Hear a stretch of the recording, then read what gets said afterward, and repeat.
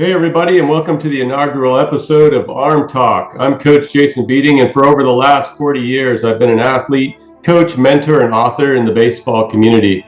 I currently own and instruct arm pitching development at 643KC Baseball Academy, and I'm also the head pitching coach for 643 as well. Today, we're diving into the world of college recruiting and the letter of intent process. Today's special guest, Coach Mick Simpson of Calvary University. Let's all welcome Coach. How are you? Hey, I'm good, man. Thanks for having me, Jason. Anything I can do with you is always great, and I appreciate you having me on the inaugural episode here. I know this is fun. It's something I've been wanting to do for a while, and I know you and I have talked over the past, and I really appreciate you jumping on and saying, "Hey, let's get it going." So thank you so much. In respects to you and what you're doing in the baseball community on a startup process for Calvary University.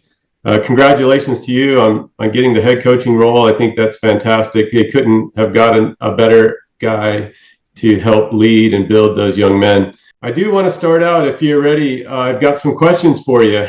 All right. I think maybe starting with the recruiting process. Is it a quality thing? What qualities are you looking for? Is it, you're taking program values, and what do player potential athletes look like when you're trying to fit those two together? That's a good question.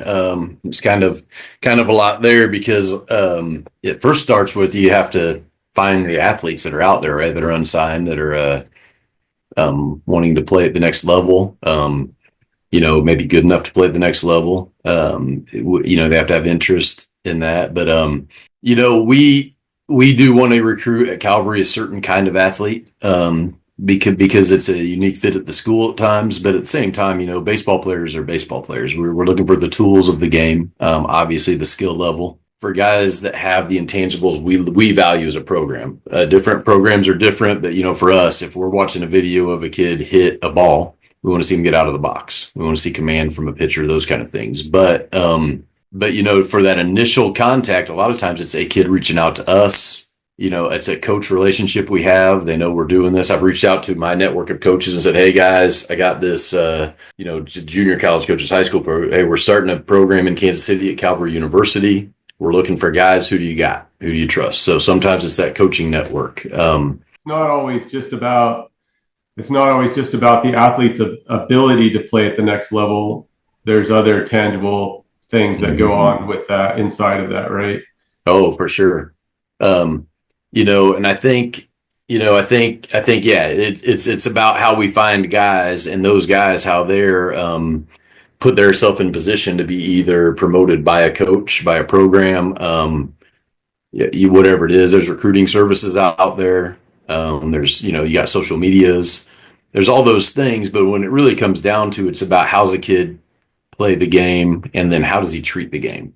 How's he treat his teammates? For us, listen, we want team first guys that are willing to sacrifice for the others on the team. We want to build an environment of that. So when we're looking at guys, it's the all about me guys isn't really our thing. But it's hard to figure that out as you go too, because if you're talking initial contact, we got to see if a guy can play. These recruiting services are good. These pages, I'll show you.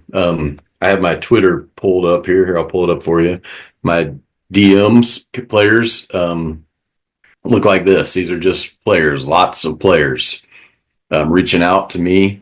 Maybe I liked a video. Maybe they just reached out because we put on a post or something. Hey, we're looking for these players in the 2025 class.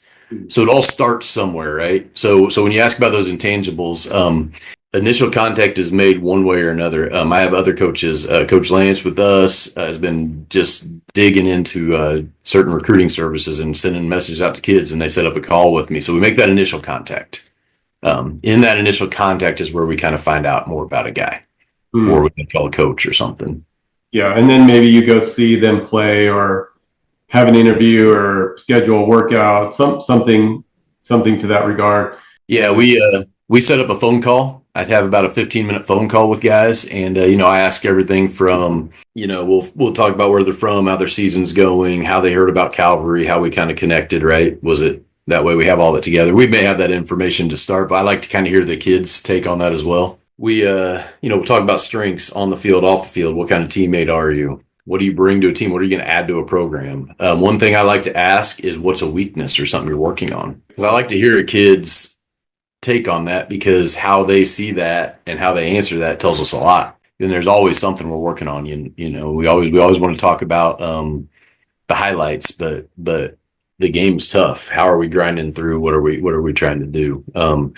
In that phone call, we'll ask about what a good fit for them would be. Why have they looked into Calvary? Why would they be interested in us? And it kind of goes both ways. Players, let me give you a tip here. Coaches at especially small schools aren't just looking for guys that want to play baseball. They're looking for guys that want to be at their specific school. Maybe it's an area of study. Maybe it's a part of the country. Maybe it's the values the program stands for. For us, we're a new program. Maybe it's, hey, we want to be part of building something special. We're a Christian university. For us, it's, hey, I want to go somewhere with a Christ-centered education that's affordable. Those are some of the selling points we have. So understanding that aspect and those parts of the cycle is important on the athlete side as well, not just the coach's side. I'm wondering when you do connect with the player, and then maybe walk us through is there metrics or different observation priorities that you're looking at, and I'm talking maybe skill level specific stuff. So like when you're doing your dive on Twitter and you're getting some feedback or videos from them, maybe take us through that process a little bit and in your observations. Is there measurements that you're kind of like, hey, these are baseline measurements that we're looking for, and then those are reciprocated back to the potential athlete as well, or how does that look? Good. That's a really good question. And I think for us, so I'll answer this in my view in this, we're looking for the 18-year-old that might be better at 20 at times. There's different ways to look at different guys. You can kind of tell, but I can tell you this, the basics of the game. I've learned this from Jason. I know you do this in your arm training. You talk about balance, direction, and timing, right? Those are things I can see on a video with a picture. So the simple fundamentals. Defense. I'm a big defense first guy. Infielders, outfielders, are our fundamentals correct? As an outfielder, are we getting behind the baseball? Do we understand simplest fundamental footwork and body control things that matter? On the infield, especially, to make the routine play. You can usually tell a guy that knows what he's doing out there, puts work into it, versus a guy that's just out there trying to make plays and maybe just has some talent. But the fundamental stuff is very important to us to see that. In a swing, we see a lot of guys in a swing. Listen, if I'm watching you swing off a tee or from a guy soft tossing 20 feet away that's making it easy to hit your barrel, we're not looking at the results of that. What we're looking at in swings, we'd really like game swings better, but is balance, bat speed, head movement. Are there things that translate to what we teach and how the basics foundation of being a good baseball player? It's so hard to tell off stats because, one kid's playing 1A ball in a small state without much competition. Another guy's playing 6A ball in Dallas, Texas, Stats don't really tell the whole story there, but hey, running speed, the 60-yard dash is a metric used in baseball. Doesn't say everything, but it sure tells me something. Having a Rapsodo session connected to some of your social media wouldn't be a bad thing for pitchers. It's a great, because here's the deal, that's not going to lie. It's going to give us, velocity, spin rates, axis, all those things where I can give that to a pitching coach and say, hey, Jason, is this something we can work with here? Now, talking to the kid and seeing maturity levels, like I said, we may be trying to find the diamond in the rough. There may be some kid that's thrown 78 in high school, but has great control and command of the game that we know in a couple of years is going to really show improvement in his numbers. So it doesn't disqualify you if your numbers aren't there.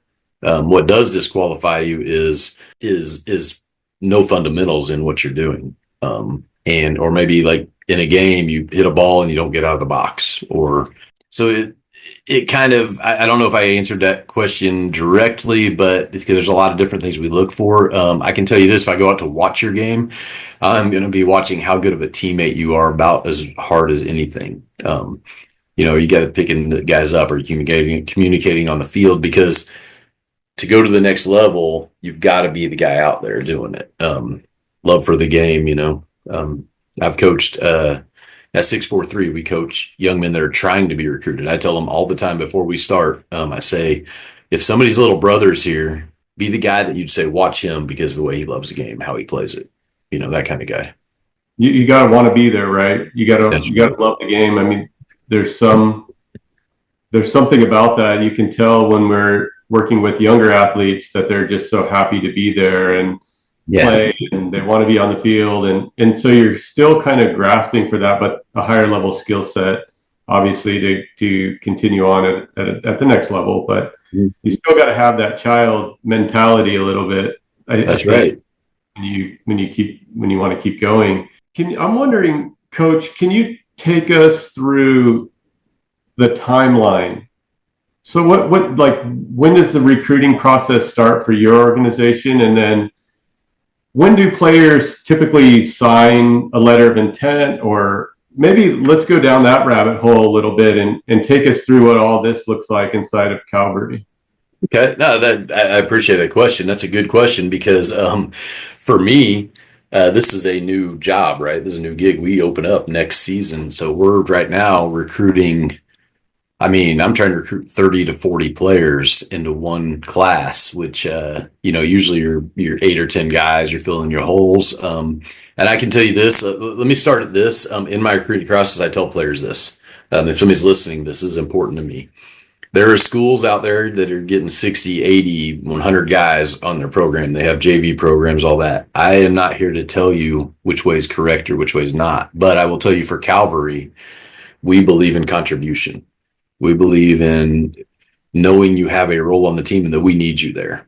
So development and contribution together matter to us. So we're only going to carry 30 to 40 guys, enough guys to where you have a chance to become a guy on the field and play a role on the team at all times. So with that, we're trying to recruit 30, 40 guys, the right team guys. It starts, like I said, initial contact. Let's say we make initial contact. There is on our website, I'll share a few screens with you here in a minute, but on our website is a recruiting page. And once I get all this going, I'll get everything shared. But the recruiting page is very simple. Most colleges have it. So what I would do is, as a player, we may lead you to this recruiting page.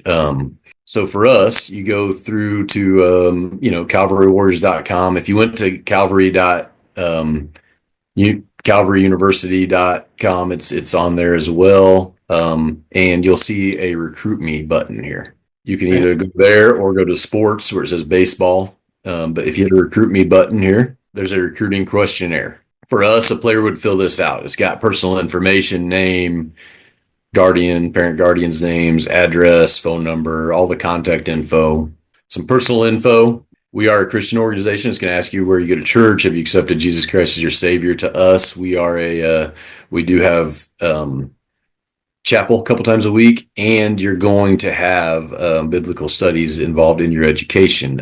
Now we have many majors, but in that is everything's taught from a Christian worldview, so that has to be important for us. We put it on here because that has to be a match for us. Your high school information's there.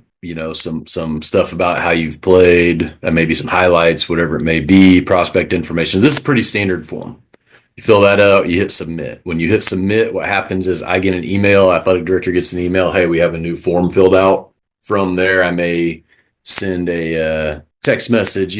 From there, I'll give you a behind the curtains exact look. What I'll probably do is go to search social medias or your name and see if I can find anything on the internet about you.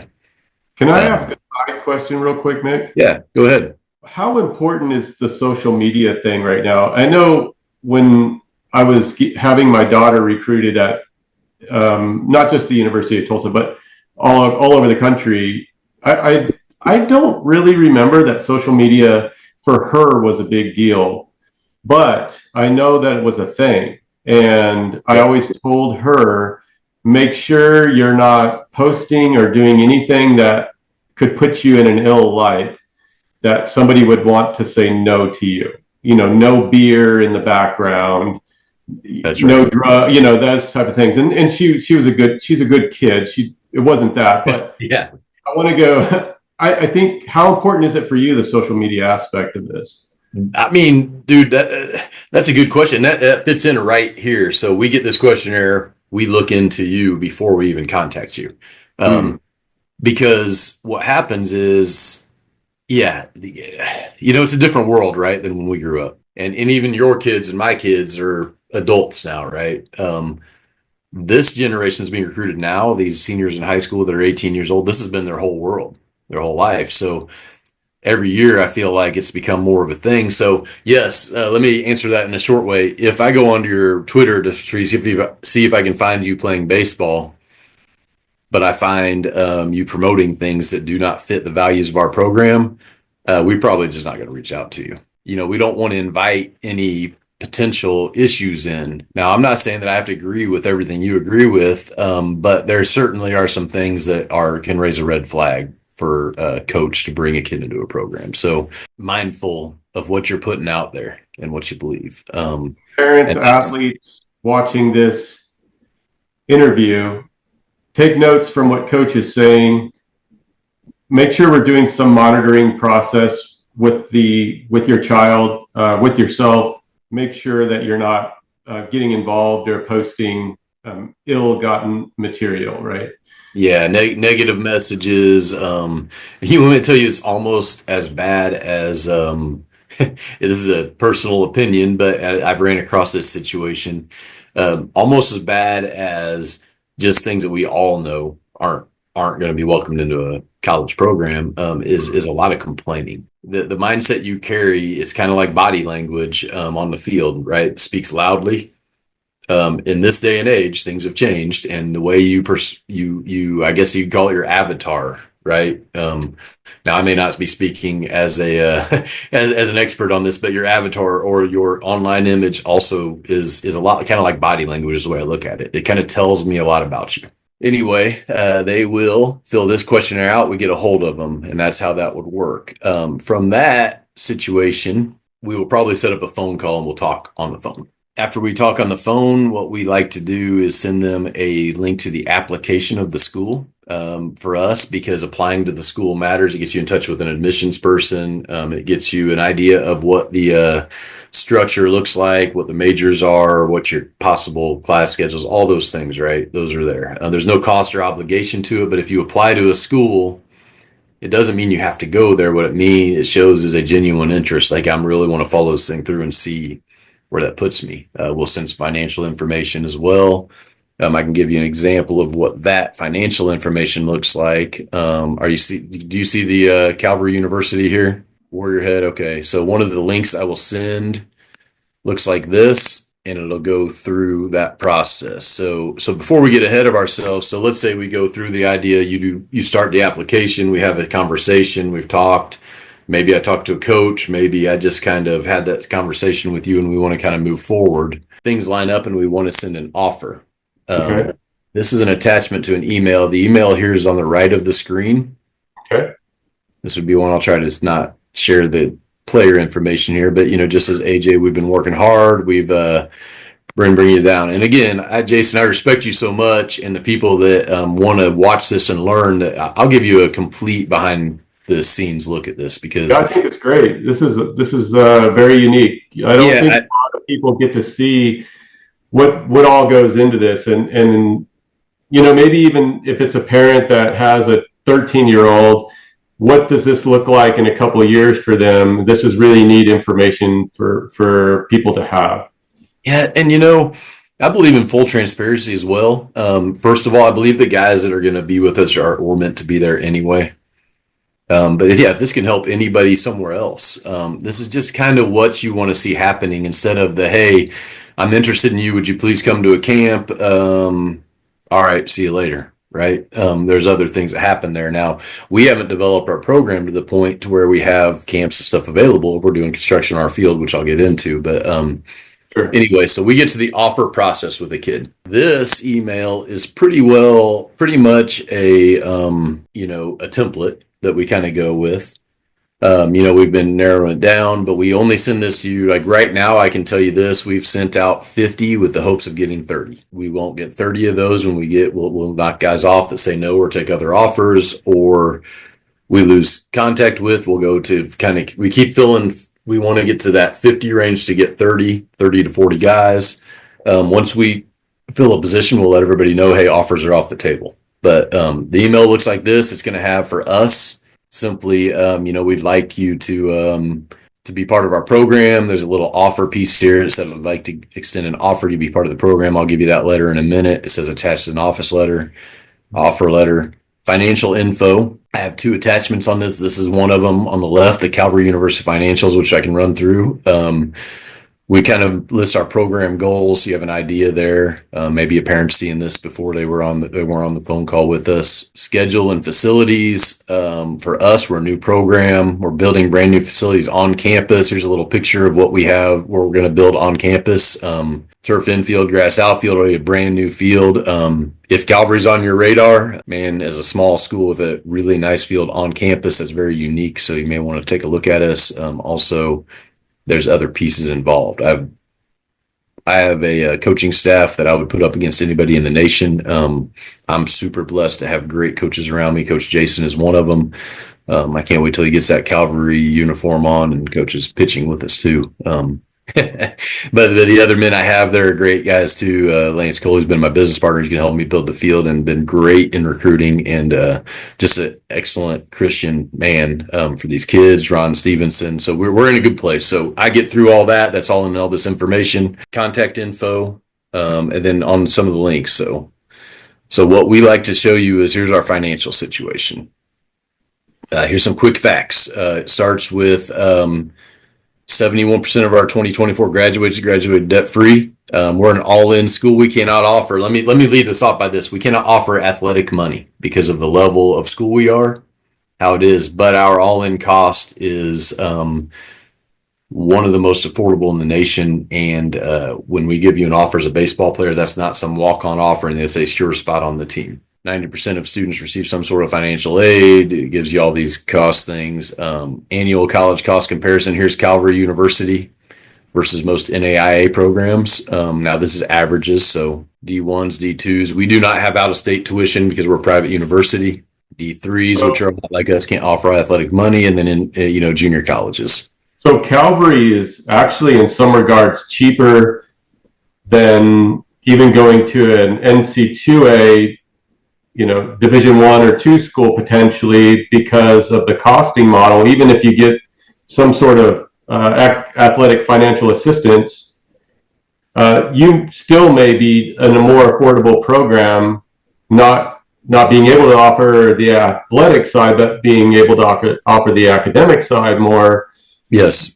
Still cheaper than maybe a lot of the average NC2A programs. Well, Jason, that brings up another great point, which is just to players out there or parents that, like I said, the 13-year-old that may want to see what they're getting into. Look for the all-in cost. That's after dormitory, after meal plans. This is, for us, our all-in cost. This includes staying there as a dorm.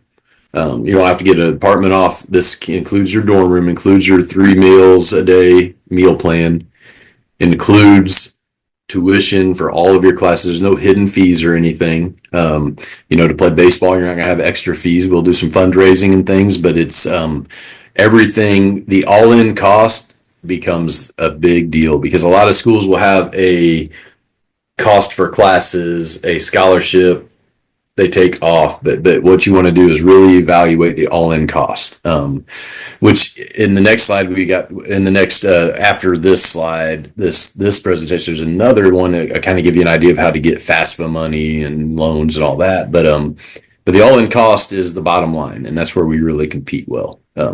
This job was really attractive to me because of the affordable Christ-centered education. I don't believe in guys leaving school with a bunch of student debt. I believe in them getting a a education that is centered in a biblical and Christian worldview, because there's just all kinds of different teachings out there, and to me that's important, and to people that come to Calvary that's probably important. Annual college cost comparison, this is excellent. This one right here I really like. This is based on 12 credit hours and living on campus. You do have the option of not living on campus if you come to Calvary, which would take obviously the dorm out of there. But your tuition, your fees, your dorm, your food is 3 meals a day. I think it's maybe 1 or 2 on the week, 1 on Sunday, 2 on Saturday. So it just kind of gives you a breakdown of where the money goes, where the number comes from. Then we give you kind of this. An average awarded FAFSA in 2024 was 44,310. That just depends. There's Pell Grants available, things like that. Institutional scholarship money, which I have more info on. Non-institutional money. Let me tell you this real quick. There is a lot of scholarship money out there. You can buy a book on Amazon that talks about all these scholarships that are available out there that don't get taken. And believe me, if they're out there, the money is meant to be spent. There's a lot of things like that. Church match loans we do as well, which I'll explain in the next one. It's a really good possibility. Student loans, you can get a job. One thing we allow is for you to have a job in the fall, summer, in the spring we're going to be playing, but we'll make sure our practices work where guys can have that. That's an individual thing we talk to them about in the call with the parents. Again, more information on how to break this down. It shows you how that 18,000 can be broken down. If you make an average of 5,000 a year for a kid, they can kind of pay down everything there. So there's work study programs as well. Sure. Next steps: join the program, apply to Calvary, receive official offer, commit verbally, sign a letter of intent. Once you do that, we are all in. You're one of our players. You will get all kinds of information on the off-season training we want you to get available. So as a player, that's usually there as well. Summer ball, the offer letter. Yeah, so once you have this, now there's more of an official form for offer letter. Yeah, so I have an offer letter I like to give out to the kid as well. This is what it looks like. This would be an attachment in that email. Calvary University baseball official offer, player name. We would like you to be part of our program. I'll kind of paraphrase. Throughout the recruiting process, we've searched for young men who will not only strengthen our current team, but also represent what it means to be a Calvary warrior, both on and off the field. We'd like you to join us in honoring God with the talents and gifts he has given you. And then we go through those things. This is that. On the very bottom of this letter, it does say offer contingent upon acceptance to Calvary University and roster availability. This is a question a lot of parents have. How long do I have to consider this offer or accept it? When is there an expiration date, right? Our answer is, first of all, the true answer is this. The spot's there till it's not, right? Once we give an offer, there's been some consideration, some talk. We'd like to keep that line of communication open. There is we have to consider a player is not with us until they are, because we've got to fill our roster. Do you think this is true for most universities, Mick, that there's kind of a timeline from when an athlete receives an offer letter to when the school or the coach, the team needs to know, are you going to take this or not? There's a deadline usually, or something associated with that. There is, Jason. That's a good question, because here's the thing.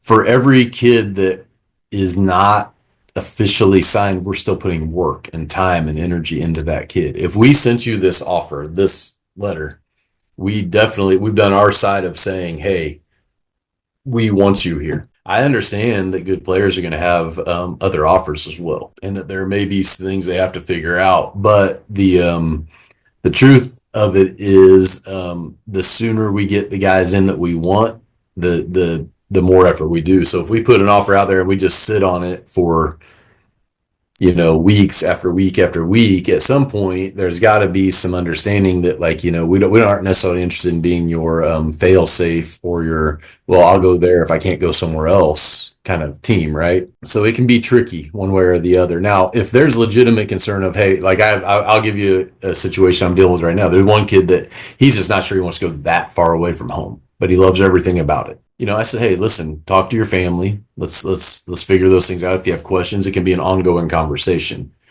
There's a lot more grace when there's communication happening than when it's just sitting on there both ways, right? And then I'll give you the other side. Let's say you have other offers to consider. You have a camp coming up. You have something, you want to consider a few offers. On our end, what we promise players is this: when we start narrowing down, and let's say because I only have a certain amount of catchers I'm going to carry, let's say, I'm like, hey, listen, we just had our fourth catcher signed. We may have one more spot. And we've got 4 offers out for catchers. Yeah. I would maybe send that to those kids and say, hey, this will be closed once we fulfill the roster position. So now that we've got interest. So we reached out to you. We got in touch with you somehow. You viewed us. We started a relationship on the phone. You liked us. You gave us an offer. We applied to school. Then what's next?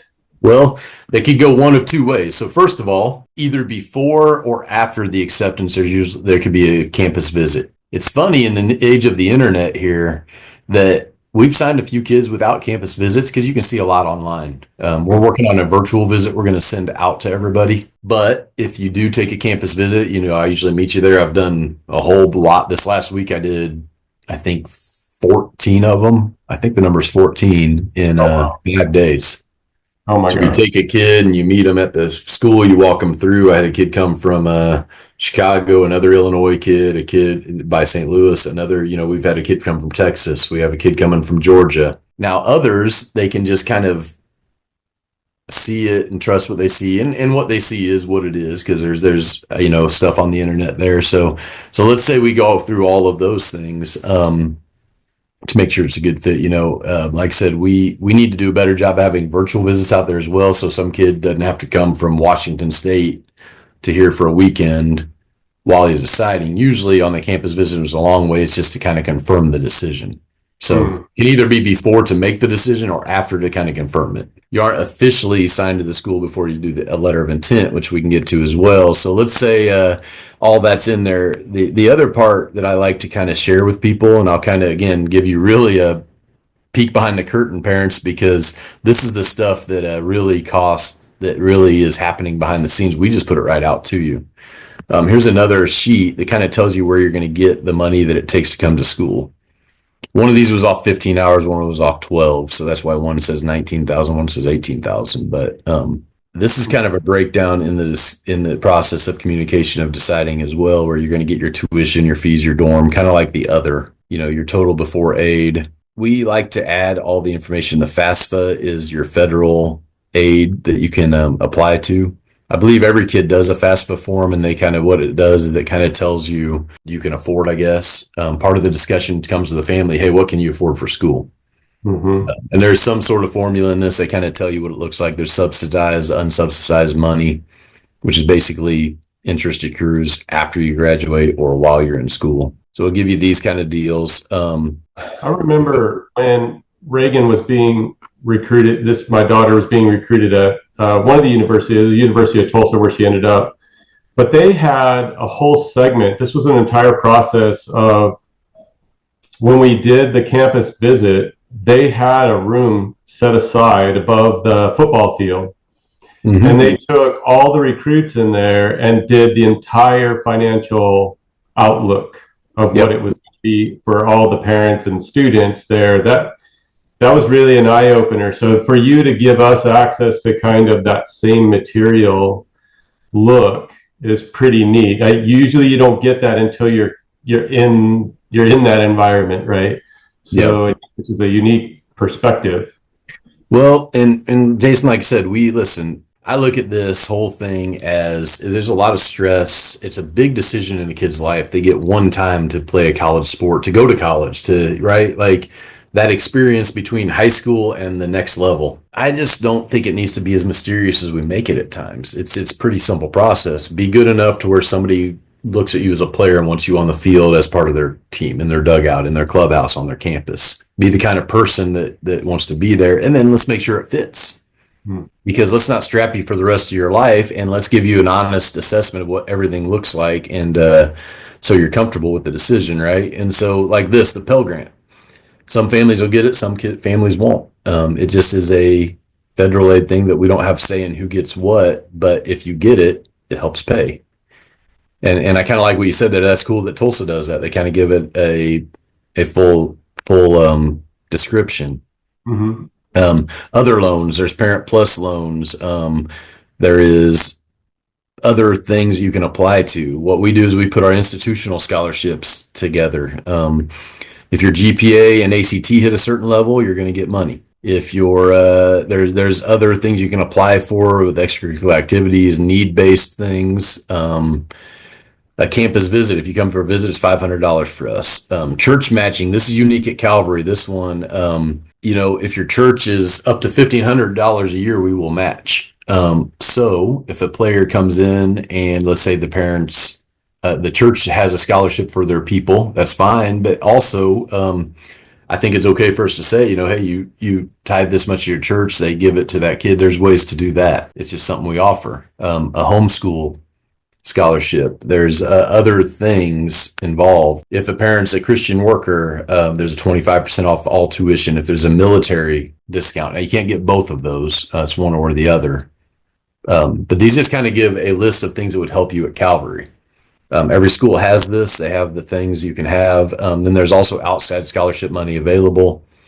What we do is we say, hey, if you want to, we have on our website, you can go in and click one of these and apply for it. I tell players, just apply for everything. Let's say your GPA and ACT don't exactly match up. I would apply anyway, because if there's money left there, they may be able to award it anyway, or a percentage. But another thing out there to players, the 13-year-old parent, grades do matter. It's quite a big difference in your tuition. So anyway, there's that, Jason. And then once, let's say a player does... I was going to say, so just taking a recap on the timeline, it's meet up somehow, make a connection, find interest, we like you, here, come for a visit, or here's an offer letter, let's do a visit, let's see if we're a fit for each other, here's the costing model, and then it goes to letter of intent, or how does it spin from there? Yeah, let's say the kid verbally commits to the school,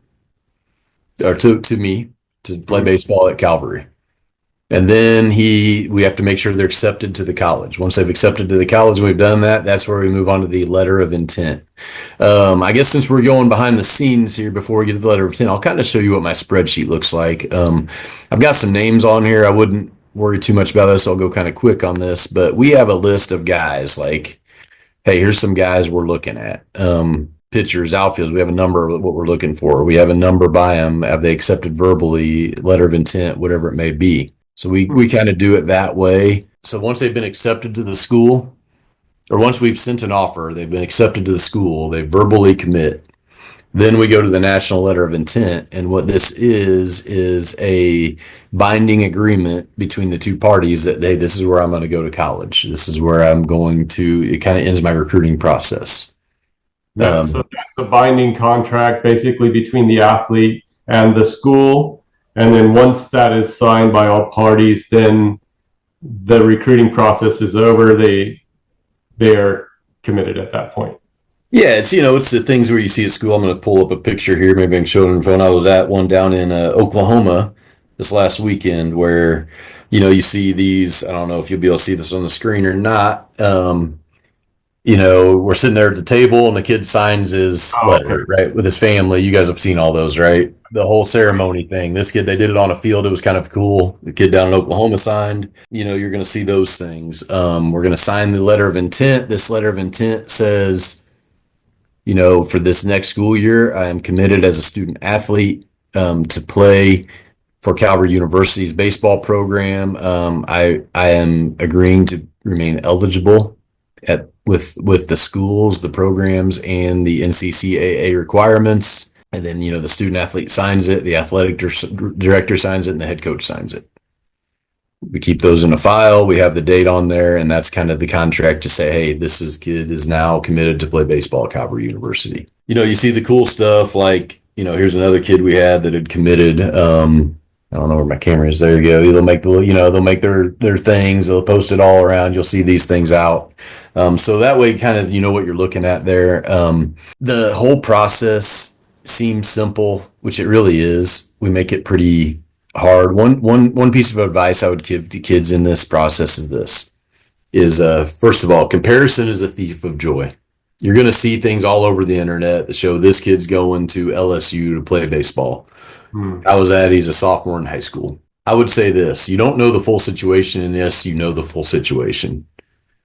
Just know where you are. The recruiting process right now, guys, is going to become later and later than it's ever been because D1 limits have dropped. They have the 34 roster limit now.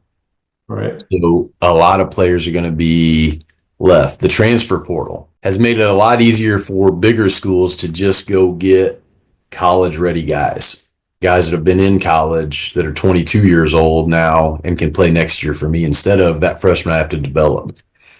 I love development in baseball. I know you do too, Jason. And so guys, the freshmen, go somewhere you can play, go somewhere where you can contribute early. Listen, if a kid comes to Calvary, I was asked this question. I'll go ahead and address this. I don't love saying it, but we have to play by the rules of the game now too. So listen, if you come to Calvary and you're on the field, you're playing, you start blowing up. You're a lot different at 20 than you were at 18. And the University of Missouri comes calling. It's an SEC school. We're not going to hold you back from that opportunity. Truthfully, that would be a positive for us that we have guys doing things like that. Now, my job would be to create a program that would be a very tough decision for you. College baseball is good at every level. The lower levels guys there's some great baseball being played. You'll have opportunities to play professional baseball if you play for an NCCAA school if you're a good enough player. We want to go win a national championship, right? And I'm telling you, contributing to things like that sometimes are just as valuable on the field. And then off the field, the attention you're going to get is in the classroom at a small school might really matter to you to get your degree. The one-on-one attention, the having everything right on campus. So just make sure you're, I guess what I'm saying in a roundabout way, it's not just concerning Calvary, just everywhere you may go. Make sure you find a fit that works. Make sure you're with coaches that really care about you. Guys, Coach Jason, you're watching the ARM channel here, is going to be with us. When you have men around you that care about you and care about taking about your kid, that matters. For us, it's going to be, we care about the person first, the student second, the athlete third. So anyway, that's kind of my long process in that. But the whole process is, I believe the decision is making sure that the player is finding a place that is the right fit because it's so important. I think maybe one last piece of it, Mick. Yeah.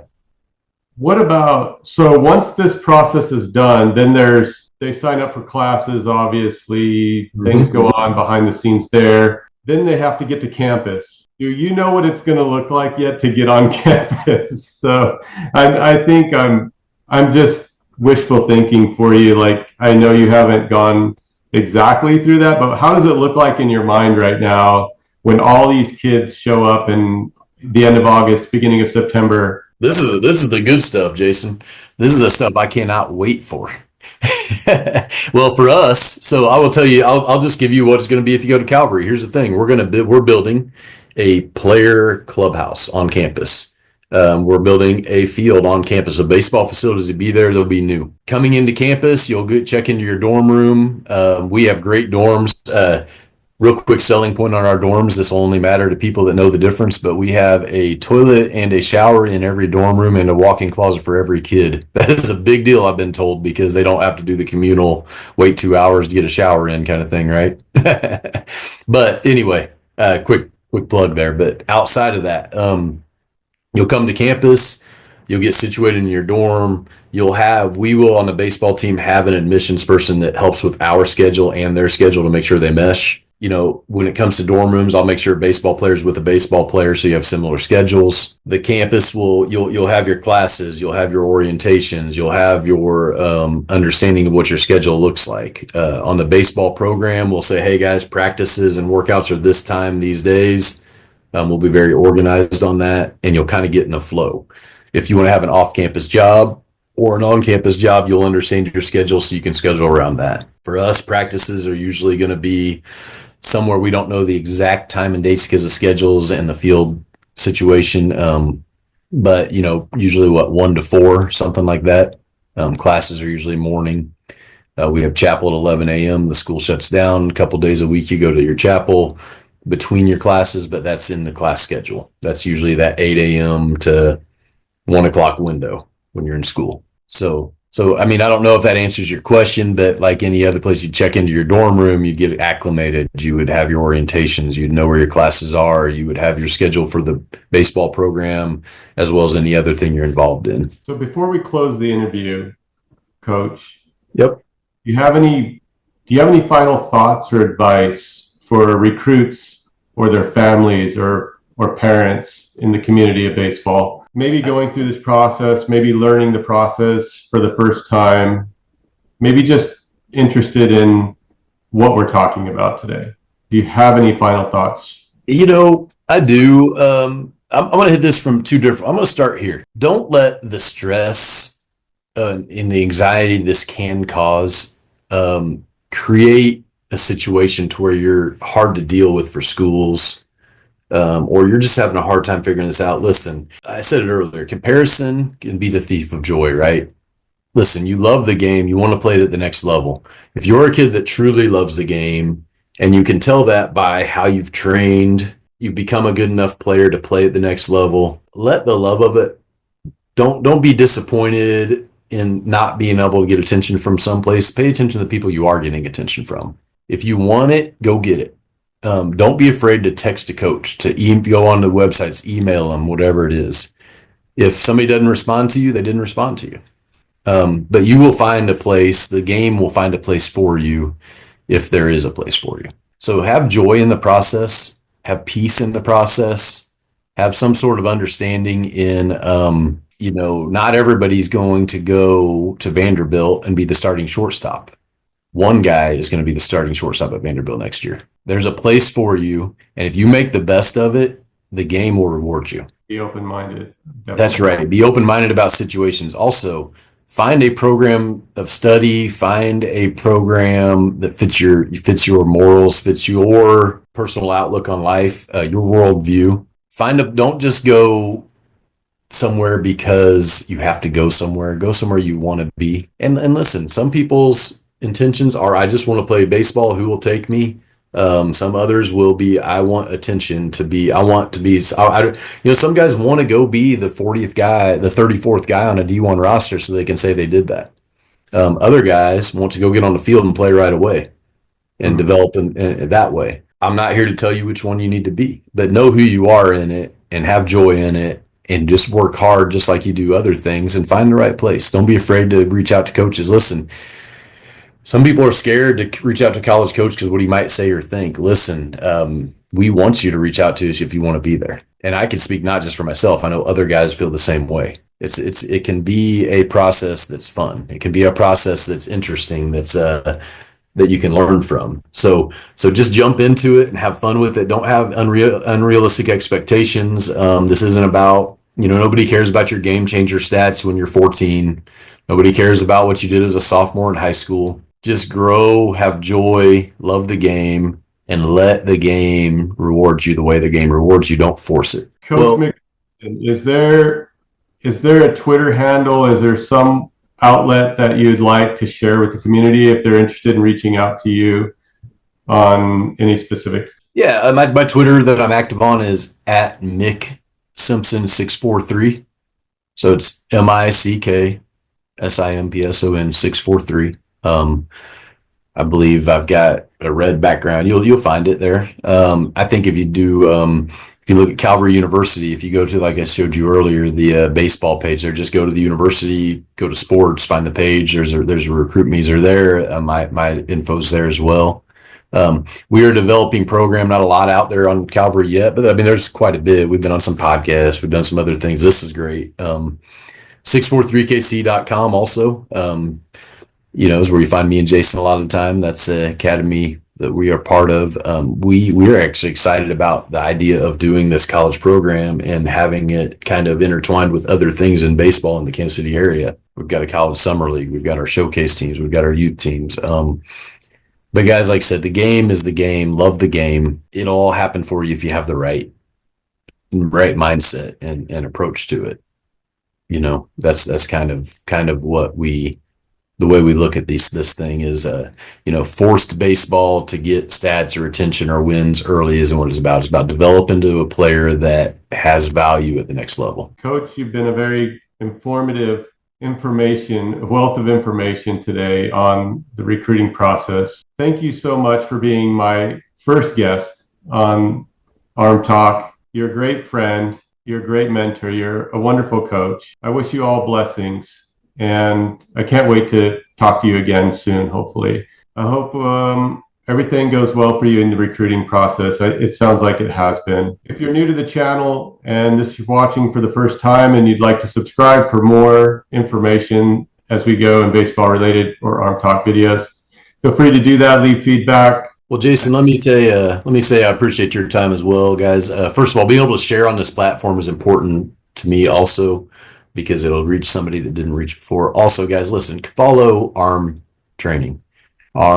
Jason is he's the real deal. He cares about your kid. He cares about the game. He cares about the health of these guys and their futures. And I couldn't respect a guy more for how hard he works and how much he puts into it and how much heart he shows to each player he runs across and coach. So anyway, you know all that, man. I love you and I appreciate you. Thank you so much. If you love the game, it'll love you back. Till I shoot the next video or have another next interview, we'll see you guys next time.